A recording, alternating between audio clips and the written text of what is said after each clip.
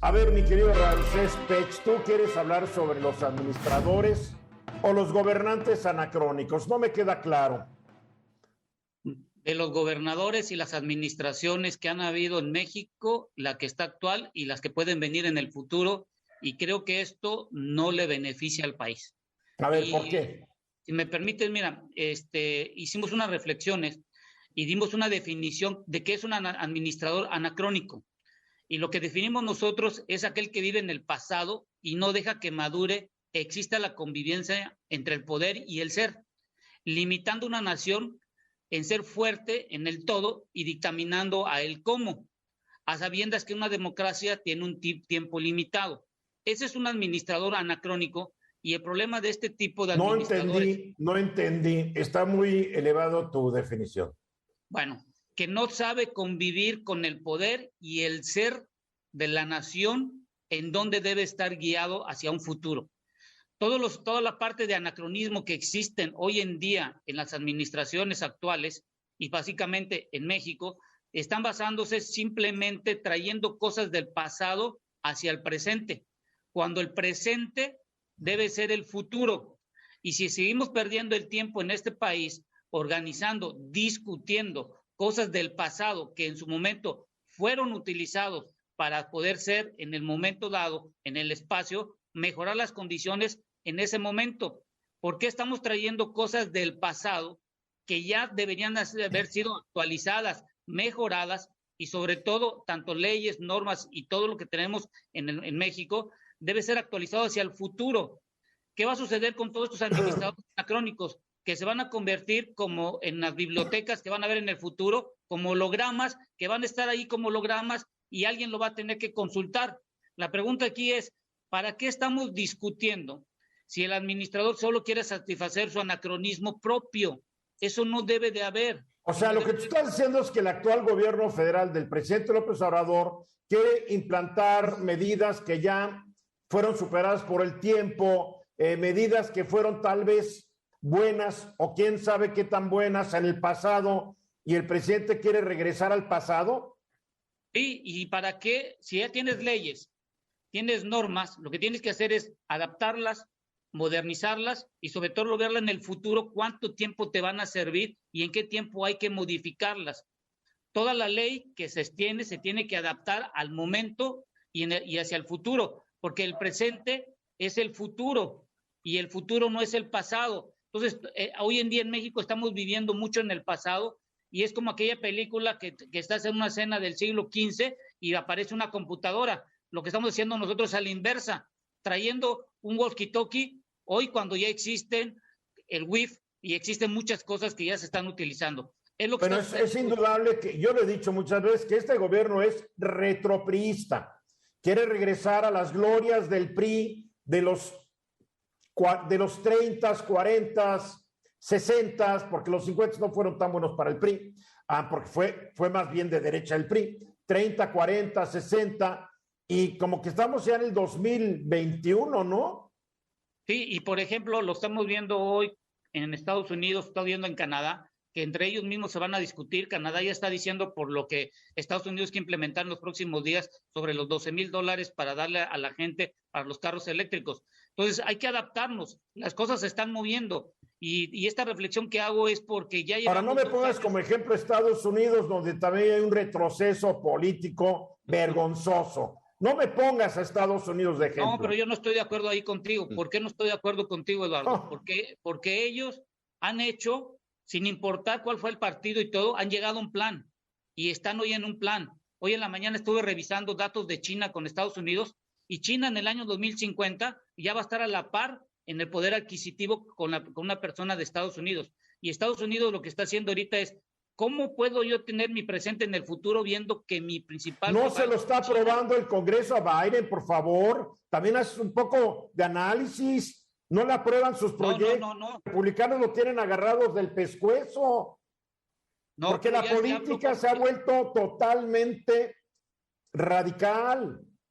Pero eso es lo que yo digo, que no nos ponemos de acuerdo entre todo el conjunto, independientemente de Estados Unidos, que ellos sí se ponen de acuerdo en su forma. No se están poniendo de acuerdo. Yo creo que estás con un cuadro muy romántico de Estados Unidos, ¿eh? Estados Unidos está en los porque... peores momentos de su historia. Por favor, sí, pero un presidente que trató de dar un golpe de Estado, que tal vez se reelija en 2024, Hugo, yo creo que estás disfrutando mucho al Edén.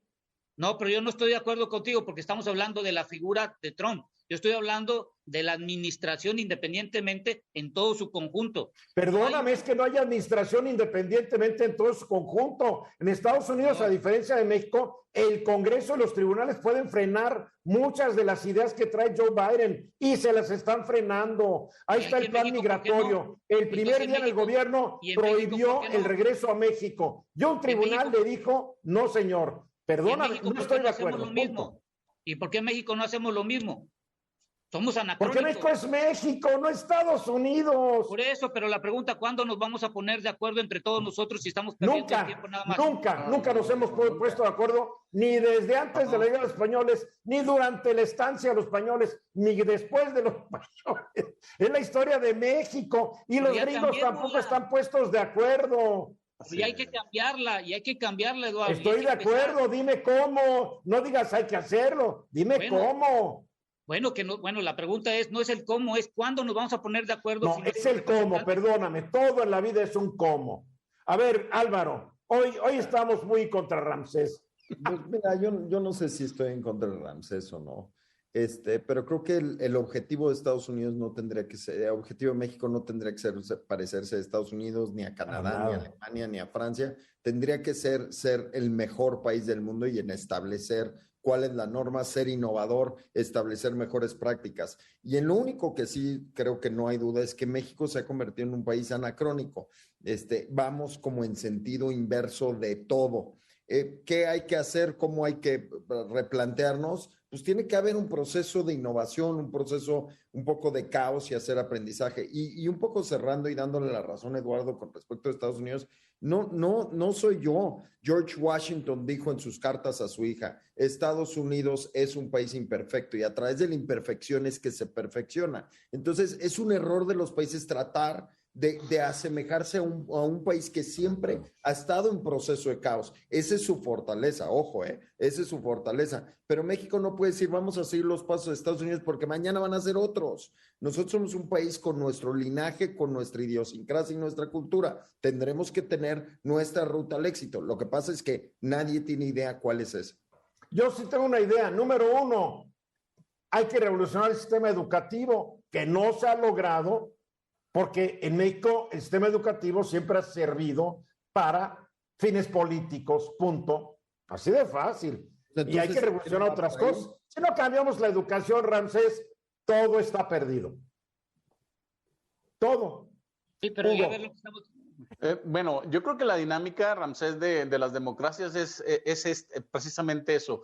Siempre estar en conflicto, normalmente, ponerse de acuerdo es difícil. Estar totalmente de acuerdo, pues en muchas de las dictaduras, del totalitarismo. Entonces, en eso sí, posiblemente sean mucho más eficientes. Ahora, en la parte de la historia, yo creo que recurrir a la historia, en la parte de la sabiduría, pues es verdaderamente bueno. El problema está en que se está recurriendo en México a la historia para justificar las cosas que se están haciendo y para justificar las cosas que se están haciendo mal y que se están haciendo como un retro, como las energías, que no son limpias, que tú lo has dicho múltiples veces. Entonces, en ese sentido, no creo que estén empeñados en utilizar siempre el pasado como algo metodológico, más bien para justificar las cosas que están haciendo. No, pero si hay una inclinación ideológica, Hugo, no lo puedes negar. Sí hay una inclinación ideológico. Es la lucha de México, siempre ha habido la lucha conservadores contra liberales. Siempre,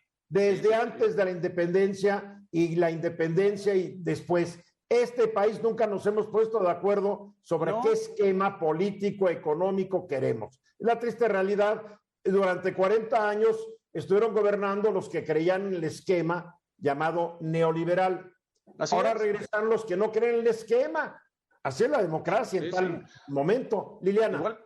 Y me parece que el juego político lo tenemos que entender, ya sea en México y en cualquier lugar del mundo. Al final, pues la oposición siempre va a querer obstaculizar a la administración en turno para que luzca mal y tengan una oportunidad de llegar en las próximas elecciones, ¿no? Entonces eso es aquí y en cualquier otro lugar. Ramsés. Resumo, el patrimonio de un país no depende de la totalidad de los recursos naturales, reservas internacionales en un banco central. La política o las buenas intenciones radica principalmente en las personas. Y si estas en forma individual no tienen acceso al dinero con conocimiento, el administrador ha fallado. Ya lo dijiste, las personas, y en un país donde el sistema ha provocado que el promedio de educación de la gente sea de 8 años y mal cursados, pues tú dime cómo, Ramsés. Ahí, la educación. Esta fue una producción de Grupo Fórmula. Encuentra más contenido como este en radioformula.mx.